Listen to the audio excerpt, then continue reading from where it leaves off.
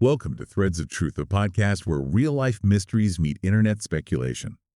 Today, we're going to explore one of the most enduring and heartbreaking missing persons cases in modern history, the disappearance of Madeleine McCann.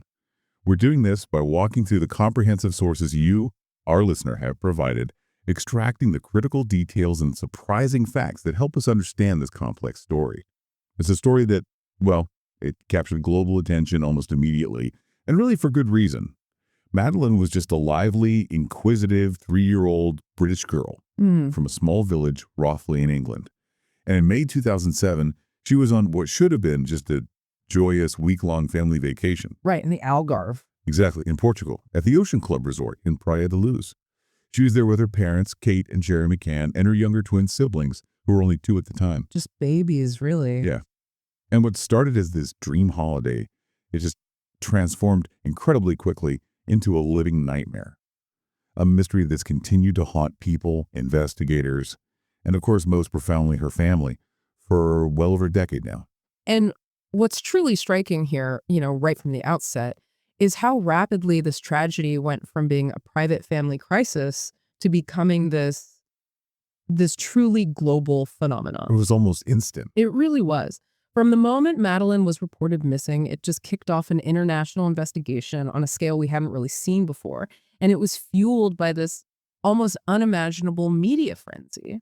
And all the while, you had the McCann family themselves involved in this relentless, very public search for answers, often under just intense scrutiny. Yeah, unbelievable pressure. Exactly. So this isn't just a missing child case. It's really a multi-layered story. It touches on the complexities of international law enforcement, the ethics of media coverage, the power of public perception. Yeah, and at its heart. And at its core, yes, a parent's most terrifying ordeal. It's a case that has, without doubt, left this indelible mark on how missing children cases are perceived and investigated worldwide.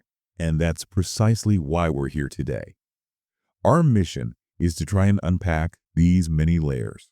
We'll carefully walk through the documented timeline of that fateful night and the turbulent, often controversial investigation that followed. It certainly was turbulent. We'll look at the core enigmas that have plagued this case for so long, and then explore the various theories that have been put forward to explain Madeleine's vanishing.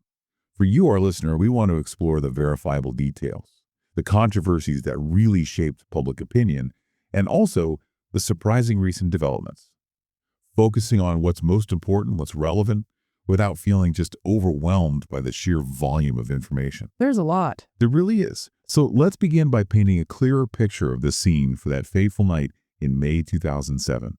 So the central location for this entire mystery, the place where everything unfolded, is the Ocean Club Resort in Praia de Luz, Portugal. The McCann's holiday apartment, specifically apartment 5A, was kind of nestled within this seemingly idyllic setting. It was a ground floor unit, part of a block of apartments, pretty close to the resort's main facility. Yeah, the pool, the restaurant. Exactly. And crucially, the tapas restaurant where the McCanns and their friends would be dining.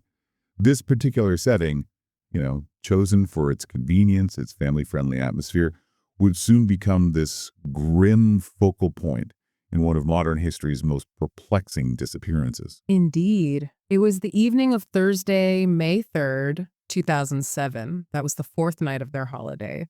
The McCanns, along with a group of 7 friends, 4 couples, all with their children, who later became known, of course, as the Tapas 7. Yes, that name stuck. It did. They were dining at the resort's tapas restaurant. And as you said, this restaurant was remarkably close to their apartment. Reports vary, but somewhere between, say, 55 and 100 meters away. So really just a short walk. A very short walk, which made it seem convenient for their established routine. And this routine was quite simple. Throughout the evening, they'd take turns checking on their children who were asleep in their respective apartments. Right. For the McCanns, this meant checking on Madeleine and her younger twin siblings roughly every half hour or so. This baby listening system, as they called it, was central to the initial sequence of events. And it would later become a point of intense public and media scrutiny. But the idea was, it was designed to offer peace of mind, letting the parents enjoy a meal while the kids slept nearby. Okay, let's unpack this. Yeah. The immediate aftermath must have been utterly chaotic, just terrifying. Yeah. Tell us about the precise moment it all went wrong when Kate McCann returned to the apartment. Right, so it was around 10 p.m. Kate McCann goes back to apartment 5A for one of their routine checks. The 10 p.m. check? Yes. And this was the check that just irrevocably shattered their holiday. Our sources indicate that when she entered the children's bedroom, she initially didn't see Madeleine. The room was dark. But a specific detail immediately raised an alarm. The children's bedroom door. She reportedly left it slightly ajar, for easy entry, a quick glance. Right. But she found it wide open, pushed right against the wall. Wide open, not just ajar. No, wide open. And compounding the mystery, adding to this chilling realization, the window in that bedroom was reportedly found open. The window as well? Yes, with the shutters raised, despite having apparently been left closed earlier that evening. Okay, that's significant. Hugely significant. It was then, as she moved closer, she saw Madeleine's bed was empty. The other two children, the twins, were still fast asleep in their cots. Wow. The implications of these details, an open door, a raised shutter, a missing child, were massive for the investigation that followed, suggesting a possible point of entry or maybe exit for an intruder. The immediate response, you can only imagine. Pure, unadulterated panic. Kate McCann immediately ran back to the restaurant shouting, "Madeleine's gone. Someone's taken her." Oh. Jerry McCann, their friends, they all sprinted back to the apartment. A desperate, frantic search began right then and there. Resort staff, security, they were alerted very quickly. Then the local police, the Polícia Judiciária, or PJ, as they're known in Portugal. Right, the PJ. Residents from the area also joined in immediately, just scouring every corner of the resort, alleyways, possible hiding spots, just driven by this primal urgency and fear. Thinking she might have just wandered off initially. That was the initial hope, yes, that she must be somewhere within the complex. But as the hours passed and there was no trace of Madeleine, the PJ's initial classification as a simple missing child case quickly and grimly shifted. To abduction. To a much more sinister possibility, a potential abduction scenario. This critical shift, it happened in the early hours of May 4th, and it really set the stage for the extraordinarily complex and, as it turned out, often criticized investigation that followed, leaving everyone involved just grappling with this incomprehensible nightmare. This shift in classification brings us directly to those tumultuous early days of the investigation, which, as you said, have been just a web of controversy from the very beginning. Almost straight away, there was immediate, intense criticism leveled at the Portuguese police, wasn't there? Both locally and internationally. Yes, and looking back at the sources, that criticism seems, unfortunately, pretty well founded in some key areas. Several critical issues really plagued that initial investigation, some with very long-lasting repercussions. Like what specifically? One of the most significant concerns was the significant delay in alerting crucial border and airport authorities. Right, absolutely vital. It's paramount in a missing persons case, especially with a young child where abduction is suspected. Time is everything. Every hour lost sealing off exit points can be catastrophic. It could allow an abductor to escape the country. And reports suggest there were delays. Reports suggest delays of several hours before airport and border security were fully informed and on high alert. But perhaps even more concerning, and this became a point of immense and enduring controversy, was the handling of the crime scene itself. Yes. The apartment. Apartment 5A. It was reportedly not properly secured in the immediate aftermath. What does that mean, not secured? It means numerous individuals, family, friends, resort staff, even some initial police responders were allowed to enter and exit the apartment. Oh, no. Which inadvertently contaminates potential evidence. Imagine fingerprints being smudged, DNA evidence compromised, crucial footprints just obliterated because standard crime scene protocols weren't immediately or strictly enforced. So crucial evidence potentially lost right at the start. A very real possibility, even a likelihood, of contamination and loss of crucial evidence, making it incredibly challenging later to piece together events with any forensic certainty. And then, adding to this early confusion and controversy, we're shifting witness statements and timelines among various individuals. Right, people remembering things differently under stress. Exactly. Which further muddied the waters and made it incredibly difficult for investigators to establish a clear, consistent narrative of events in those vital first hours. Initial reports about who saw what and when sometimes varied, creating uncertainty right away. This initial chaos, the mounting pressure, it eventually led to a truly shocking development, didn't it? especially for the family. The McCanns themselves were briefly declared arguidos, which, for our listeners, is essentially a formal suspect status under Portuguese law. Yes, that declaration came in September 2007, so 4 months after Madeleine vanished.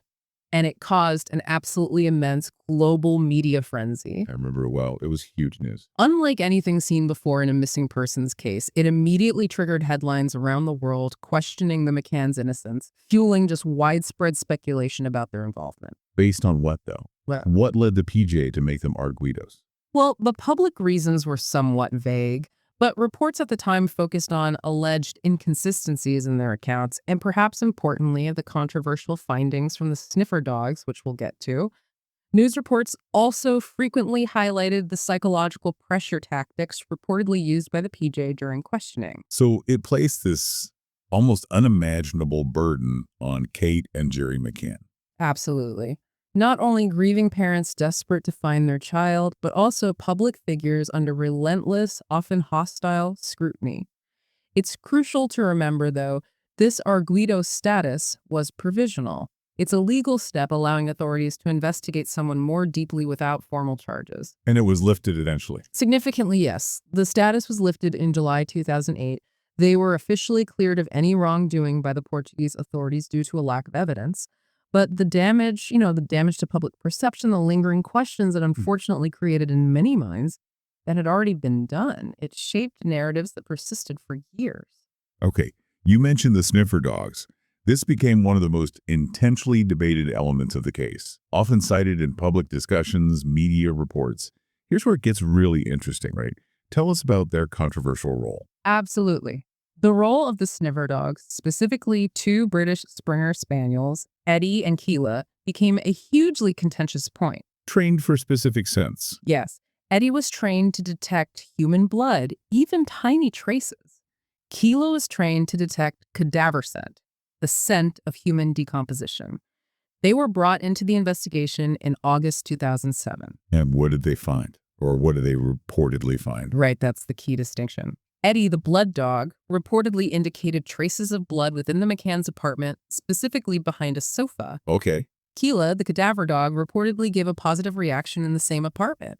And even more controversially, in a rental car, the McCanns had hired some weeks after Madeleine vanished. After she vanished? Yes, weeks later. The implication was clear, and it fueled massive speculation. The dogs were suggesting Madeleine might have died in the apartment, and her body had perhaps been moved, potentially in that car. But, and this is the crucial part, isn't it? This is the absolutely critical point that often gets lost in the public narrative. These findings, these alerts from the dogs, were never definitively linked to Madeleine through corroborating forensic evidence. Meaning the samples taken didn't match. Exactly. The forensic samples taken from the areas where the dogs alerted were either inconclusive, found to be contaminated, or simply did not match Madeleine's DNA profile. So, scientifically, it wasn't proof. Correct. It was impossible to say with scientific certainty if the scents detected were indeed from Madeleine, or even from human remains at all. They could have been remnants of other organic materials or trace DNA from other sources. Despite their inconclusive nature scientifically, these findings were widely reported, intensely discussed. And they heavily contributed to the suspicion directed at the parents. Immensely. Unfortunately, yes. Madeleine's case, in this specific instance, became a real turning point, forcing law enforcement globally to critically reevaluate the reliability and the actual evidentiary weight of scent detection evidence in high-stakes investigations. It sparked a much broader conversation about forensic standards and how such findings are presented to the public. A classic example of how incomplete information can just take on a life of its own. Precisely. Once it's in the public domain, it can shape narratives in a very powerful way, even when the hard scientific evidence isn't conclusive. From the very start, as you said, Madeleine's case wasn't just local. It became this global obsession, her face. It was instantly recognizable, plastered on billboards, posters internationally, practically overnight. That rapid escalation into a global news story was, frankly, unprecedented for a missing child case at that scale. Why do you think it caught fire so quickly? Well, the McCanns themselves, supported by friends and later public relations experts, launched an immediate and incredibly effective media campaign, distributing flyers, photos of Madeleine, giving interviews, appealing directly to the public for help. Which generated huge sympathy and attention. Exactly. It created this phenomenon. Within days, Madeleine's smiling face was just everywhere. Every news channel, newspaper front page, billboards across Europe and beyond. This intense media frenzy, while perhaps initially driven by a sincere desire to find Madeleine, it quickly evolved into this constant stream of speculation, theories, rumors, armchair analyses. The sheer volume, the emotional intensity of the coverage created immense, often unbearable pressure on the authorities involved. Both in Portugal and later in the UK. Both the PJ in Portugal and later Scotland Yard.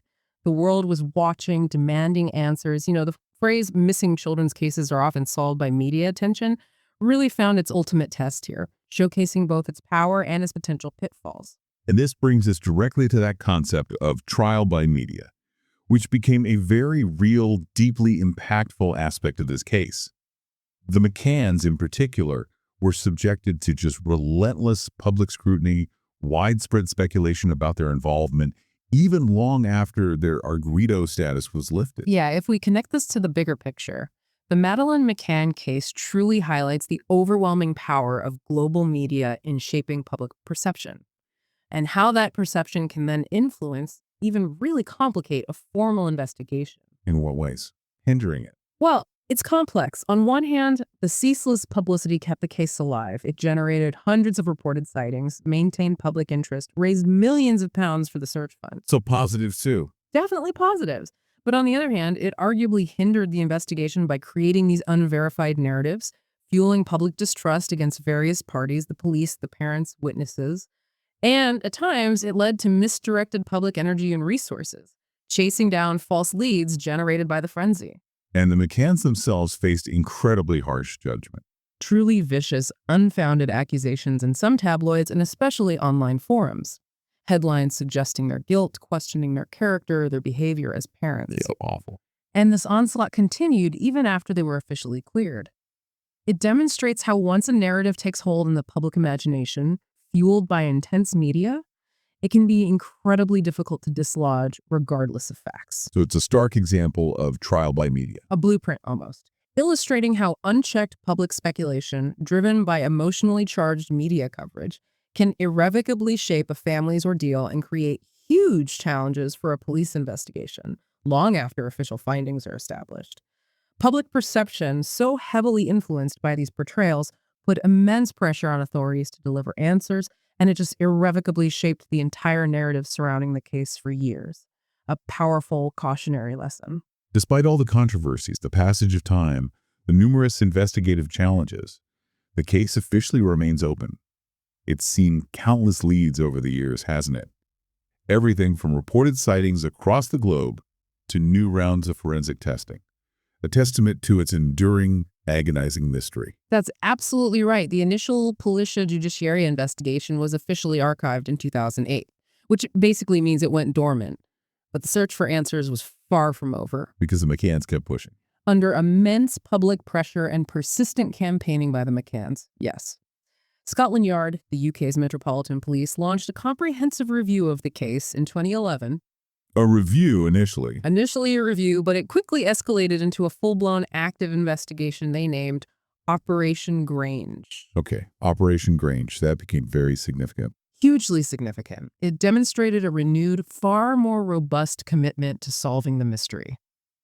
Drawing on substantial British expertise, resources, ultimately costing millions of pounds over the years, involving a large team of dedicated detectives. It was a clear signal that the UK authorities were taking this case with the utmost seriousness, trying to pick up where the initial investigation left off, but with fresh eyes and, importantly, modern techniques. And Operation Grange meticulously pursued a multitude of new leads and theories, some that had emerged over time, some that were reevaluated. That's yes. Well, they explored in significant detail the possibility of a botched burglary. Right, the idea someone broke in to steal something. Exactly. The theory posited that an opportunistic intruder might have entered apartment 5A intending theft, stumbled upon Madeleine, and then, perhaps in panic or fear of being caught, abducted her. Was there any basis for that theory? Well, it was given some credence by reports of other burglaries happening in the Praia de Luz area around that same time, so it wasn't completely out of the blue. Operation Grange also significantly broadened its focus to include the possibility of a foreign sex offender who might have been operating in the area. Moving away from the focus on the parents. Definitely. This shift was driven by intelligence gathering, analyzing similar crimes in the region, reevaluating potential suspects who might have been present in the Algarve back in 2007. This reorientation, broadening the scope significantly, ultimately pointed towards the very type of individual who would later become central to the investigation.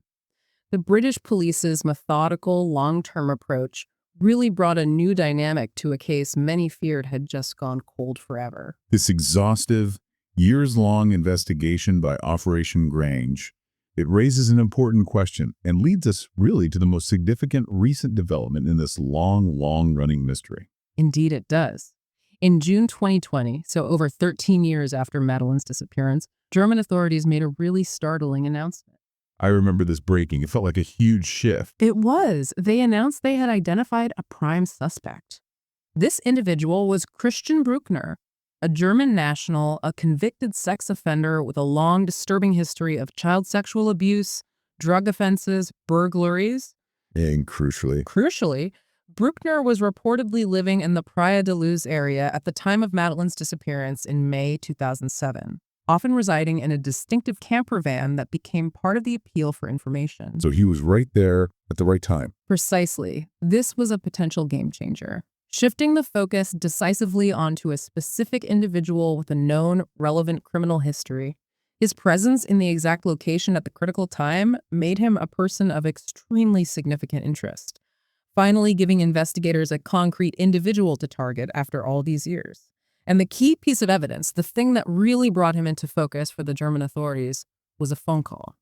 A phone call? Tell us about that. Our sources indicate that this call, which Bruckner received on his mobile phone, placed him directly in the vicinity of the McCann apartment around the time Madeleine disappeared. How precise was the time? Reportedly between 7:32 p.m. and 8:02 p.m. on the evening of May 3rd, 2007, just before Kate McCann discovered Madeleine was missing. Wow, that's incredibly specific and close. The significance is immense. It physically places him within potentially just a few hundred meters of apartment 5A right around the time she vanished, shattering any potential alibi for that crucial window. Furthermore, German prosecutors, specifically Hans Christian Wolters, have since gone on record with some very strong statements, Yes, I recall hearing those. stating they possess concrete evidence that Madeleine is dead and that they are convinced Bruckner is responsible for her death. Concrete evidence. That sounds definitive. It's a very strong statement from a prosecuting authority, yes. It indicates a high degree of confidence in their findings, even if not all the intricate details have been made public yet. It implies they have enough corroborating information to support their belief, even if it hasn't yet met the threshold for actually filing a formal charge in her case. But it's important to highlight the current status, isn't it? As of now, despite those strong statements, Christian Bruckner has not been formally charged in connection to Madeleine's disappearance or death. That is correct. That's a crucial point. He's currently in prison in Germany, but for unrelated crimes, including, chillingly, the rape of an elderly American woman in Praia de Luz back in 2005. Yes, also in the same area. So the German investigation is ongoing, a full picture of exactly what happened, with definitive proof and formal charges specifically relating to Madeleine that is yet to be revealed. Which means the case, in a formal sense, is still awaiting its final resolution, leaving the McCann family, and indeed the world, still waiting for a truly definitive conclusion. With a case this complex, this long unsolved, it's only natural that multiple theories have emerged and evolved over the years. Let's maybe walk through some of the main ones, starting with what has been for a long time the most widely accepted public theory, stranger abduction. Right, the stranger abduction theory. Simply put, it posits that an unknown individual, acting alone or perhaps as part of a group, entered apartment 5A and took Madeleine. And the evidence supporting this. Well, the supporting evidence certainly includes the very real fact that a known predatory sex offender like Christian Bruckner was not only in the area at the time, but, as we just discussed, was physically placed nearby by that phone call. His profile fits. His criminal history, including child sexual abuse, provides a profile consistent with the perpetrator in such a scenario. The reported details from the scene itself, the open children's bedroom door, the raised window and shutters, also fit this narrative, suggesting an intruder gained entry. But there are gaps. Yes, the critical gaps in definitively proving this theory, especially early on, were significant, largely due to those initial investigative missteps we talked about. The contaminated crime scene. Exactly. The compromised crime scene meant potential forensic evidence was lost. Delays in border alerts could have allowed an abductor to escape swiftly. Without more definitive, untainted forensic evidence from the scene itself, it's incredibly difficult to establish irrefutable proof for this, or frankly, any initial theory. But Bruckner's identification strengthens this theory now. It certainly strengthens the overall plausibility, yes. It provides a concrete individual who fits the profile and was present, though the direct, undeniable evidence linking him specifically to the act of abduction itself is still what the German authorities are diligently working to build into a prosecutable case. Then there's the other theory, the highly controversial one that caused immense pain and public debate. The suggestion that Madeleine died in the apartment, perhaps accidentally, and her disappearance was then staged to cover it up. This theory, for a time, really gained significant traction in some corners. It did, and this theory, driven largely by speculation rather than hard facts, is indeed disturbing and has caused immense lasting pain to the McCann family. What was the evidence people pointed to? The supporting evidence, often cited, stems almost entirely from the very controversies we already discussed. Primarily, the highly publicized, though ultimately inconclusive, findings from those British sniffer dogs. The blood and cadaver scent alerts. Exactly. Those alerts, despite their scientific limitations and the lack of corroboration, were interpreted by some as evidence of foul play involving the parents.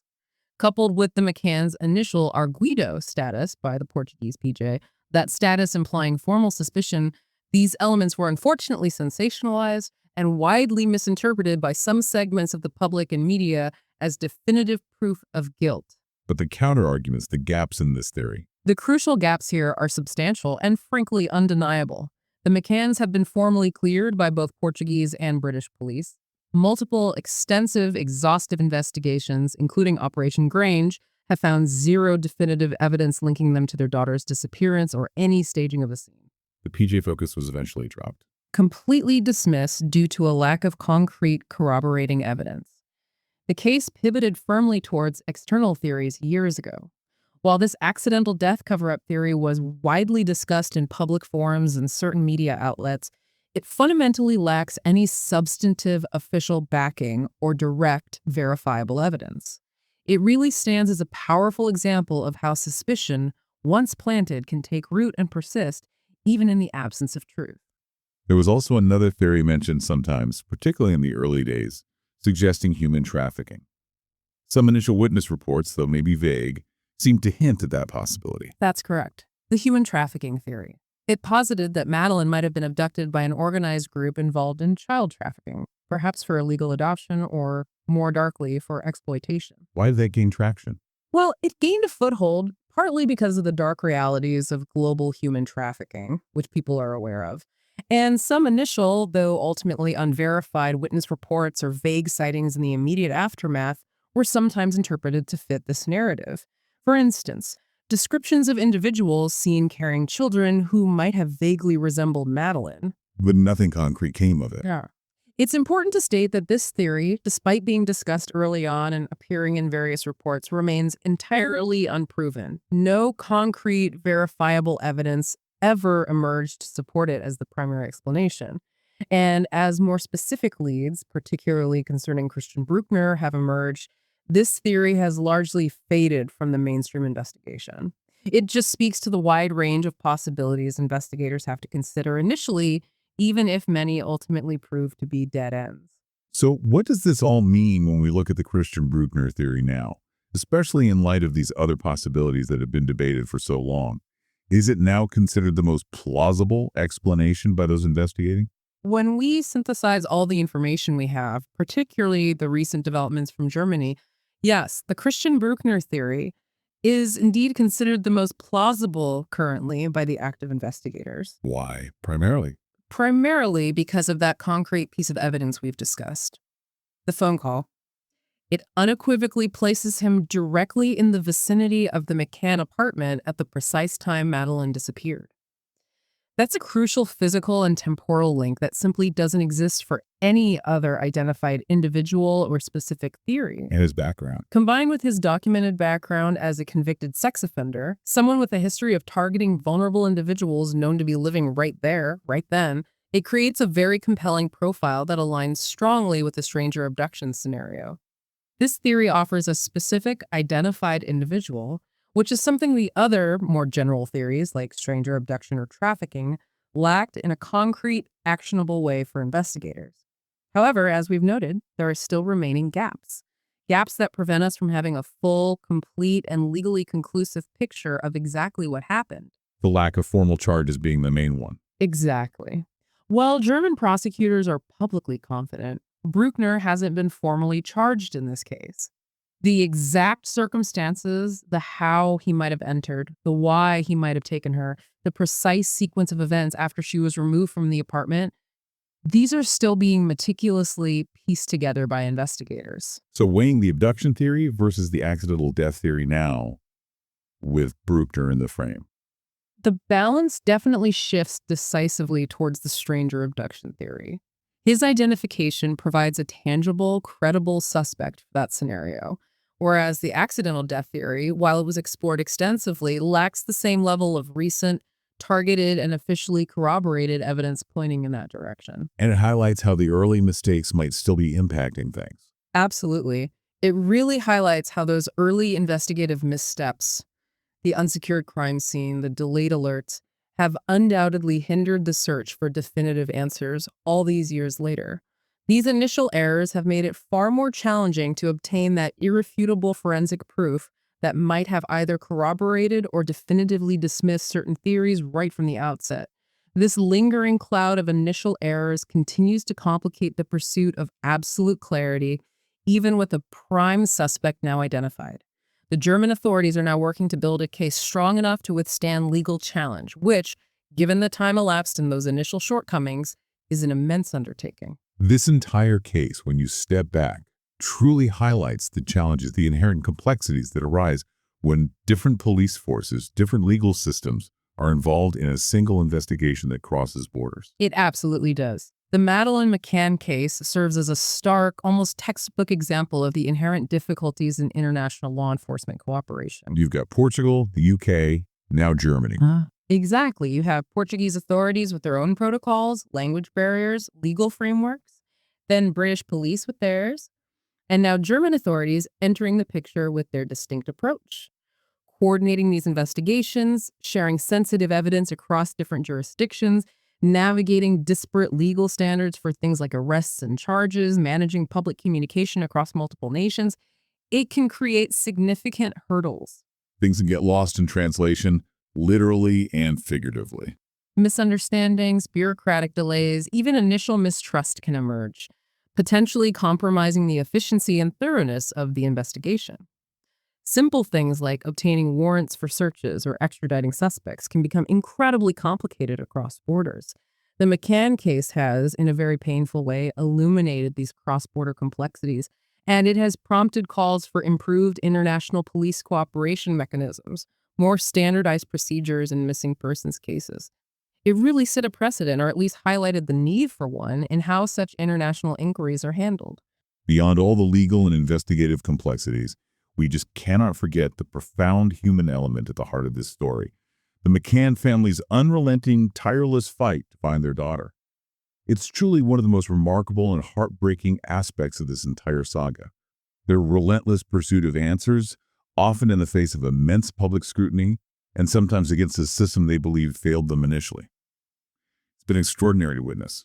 It is, quite simply, a parent's worst nightmare played out on a global stage for everyone to see. Kate and Jerry McCann have faced just unimaginable grief, unfounded public suspicion at times, incredibly invasive public attention for well over a decade now. And yet they've kept going. Yet, through it all, they have maintained this unwavering hope. Hope that Madeleine may still be alive, or at the very least, that they will eventually find definitive answers about what happened to her.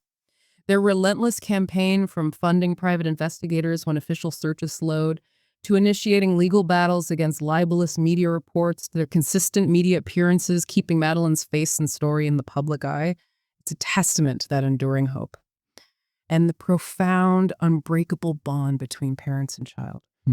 It just underscores the immense personal cost of such a tragedy, a cost that extends far beyond the headlines and legal proceedings, leaving a family forever marked by this void that no amount of time or public sympathy can ever fully fill. Their resilience in the face of such adversity is, in itself, a powerful story. Madeleine's case remains one of the most famous missing persons investigations in history, and its legacy is significant, reaching far beyond the specifics of her disappearance. It has undoubtedly influenced child safety awareness globally, How so? prompting parents, holiday resorts, travel companies alike to reevaluate their security measures, their vigilance.